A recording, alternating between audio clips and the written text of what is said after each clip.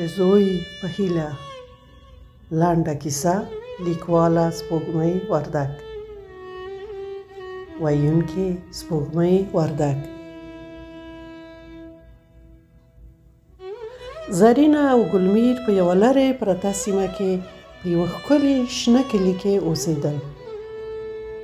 زرینه ډېره کمزورې او ډنګره میرمن وه. هغې د کلي ښځو ته جامې ګنډلې. ټولو پېژندله. زرینې د خپلوانو، ګاونډیانو او کلیوالو سره ډېره ښه راشه درشه او اخلاص درلود. نو ځکه ټولو به د زرینې صفتونه کول.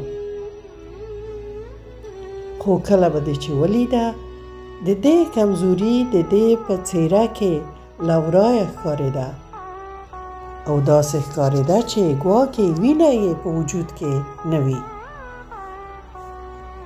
او دا ځکه چې دې د خپل واده نه چې 10 کاله کېدل پرله پسې 15 اولادونه چې ټولې یې لوڼې وې زیږولې وې. هر ځل به د زوی د زیږېدلو په تمه وه، خو خدای ورته ټولې لوڼې ورکړې وې. د دې میړه ګلمیر چې د اکا زوی هم و، یو جګ او قوي ځوان و. یوه لویه کرونده او یو ښکلې باغچه یې درلودله او هلته په کار او زیار بوخت و. د دوی ډېر خوشحاله او د کلي ډېرو خلکو نه یې ژوند بسیا او ښه و. خو کله به چې هر ځل خدای لور ورکړه، میرمن ته به یې مخ ور واړاوه او وبه یې ویل بیا د لور وزیږوله، نو زه مجبوره یم چې بل واده در باندې وکړم. او زرینې به بیا په ورځو او شپو ژړل. د دې 15 لوڼې ټولې ډېرې ښکلې او هوښیارې نجونې وې. خو هغه څه چې د دوی مور او پلار ډېر ورته خفګان کاوه، د نارینه اولاد نه درلودل و. کله به چې زرینې په دې اړه تشویش کاوه، نو د دې مشره لورکۍ چې 9 کلنه او ډېره هوښیاره وه ډېره خفه کېده. یو خو یې خپله هم زړه غوښتل چې ورور ولري، او بل د دې په فکر کې ورغلل چې نو ولې زما مور او پلار زموږ د زیږېدلو نه دومره خفه دي، ګواکې موږ ورته ارزښت نه لرو. بیا به په فکر کې ډوبه شوه چې نه، موږ ټولې په پلارجان او مورجانې ګرانې یو. خو بیا به یې هم فکر خراب شو. یوه ورځ د کلي یوه مشره ښځه چې بس بیبي نومېده د دوی کور ته راغله او یوه ټوټه رخت یې د ګنډلو لپاره زرینې ته راوړی و. خبرو کې یې بس بیبي ورته وویل نام خدا دا څنګه ښایسته لورانې دي، الله دې درته وساتي. خو زرینې سوړ حوصله یې ویوست او ویې ویل هو شکر دی، د خدای داد دی، خو ما به دومره نجونه څه کولې؟ خدای 1-2 زامن هم را کړي وای نو څه غم یې درلود. بس بیبي ورته وویل شکر وباسه زویه، داسې خلک شته چې کلونه د یوه اولاد په تمه دي، لوڼې هم د خدای داد دي. بیا یې د خپلې مور کیسه ورته وکړه چې هغې هم دا هیله درلوده او دا د خپلې کورنۍ 6مه لور وه، ځکه یې نوم بس بیبي پرې ایښی و چې نورې د لوڼو زیږول بس شي.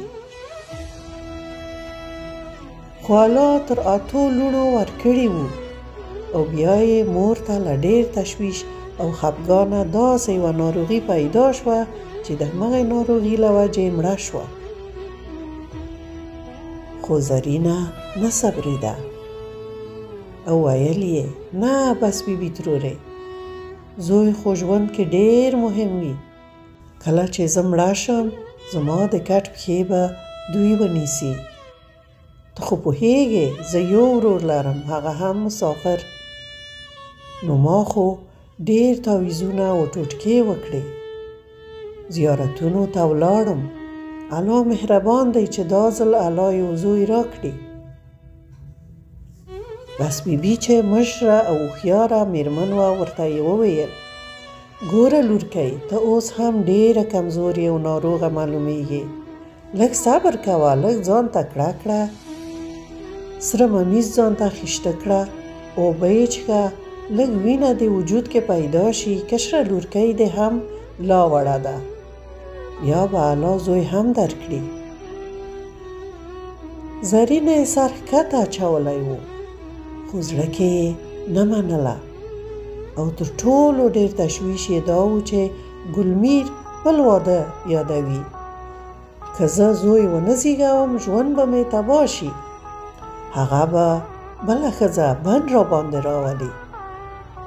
لنډه دا چې زرینه بیا هم امیدواره شوه او هره شېبه به یې الله ته د زوی د ورکولو دعاګانې کولې. خو د دې بڼه ورځ تر ورځې سپینېده او کمزورې کېده. د مور او ماشوم د روغتیا کلینیک هم د دوی په کلي کې نه و.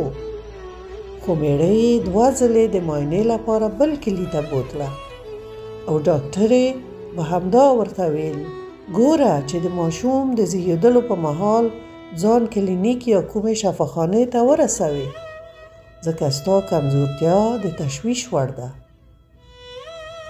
9 میاشتې تېرې شوې او د ماشوم د زیږون وخت را ورسېد.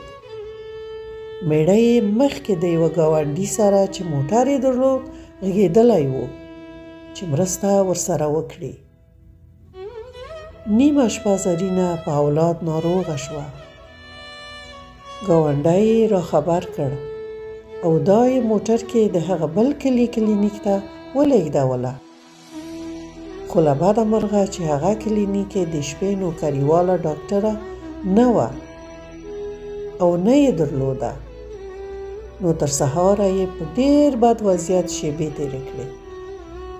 کله چې سهار ډاکټره راغله ډېره وارخطا شوه او میړه ته یې وویل چې نو ولې مو ښار ته شفاخانې ته نه بیوله؟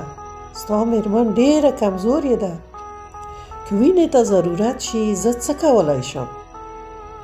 په دې وخت کې د زرینې حالت ډېر خرابېده. ډاکټره بیرته ورغله.